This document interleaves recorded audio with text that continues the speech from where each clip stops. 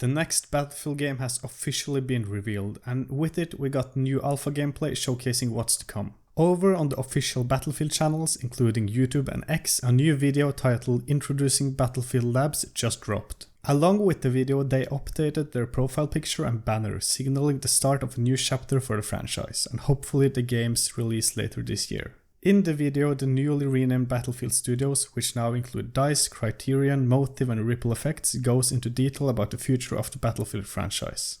Executive producers and developers like Rebecca Kutas, Jeremy Shub, Alma Talbot and Vince Zampella all share their vision for the next title and the series as a whole. The main highlight of the video is Battlefield Labs, a new community testing environment designed to gather feedback on key aspects of the game. They'll be testing things like combat, destruction, maps, modes, weapons and hardware.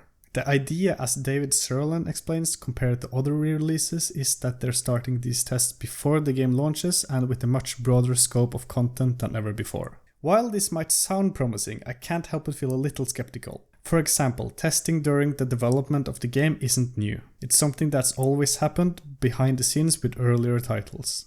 The real question is how much more testing is happening now, and is it on a larger scale compared to earlier? That's really hard to say. However, the Battlefield Labs ID feels like an attempt by EA, DICE and Battlefield Studios to rebuild trust after the disaster that was Battlefield 2042 at launch. Which is a good sign, but it also concerns me a bit. What still concerns me is the language used in the video. Phrases like bigger and better, never been done before and never before have this many teams worked on the game before, were all buzzwords we heard in the lead up to Battlefield 2042.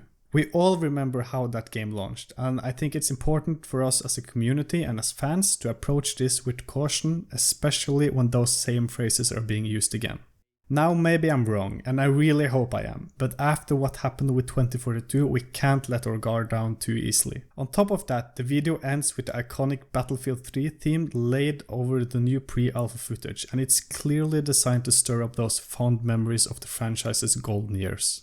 This is classic EA marketing, and we've seen them do this before, like for example when they used the Rendezvous reference in the 2042 trailer to call back to better times.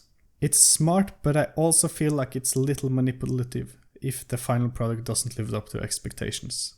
That said, there is good news. What we can take away from the announcement is that they're doing extensive testing before launch.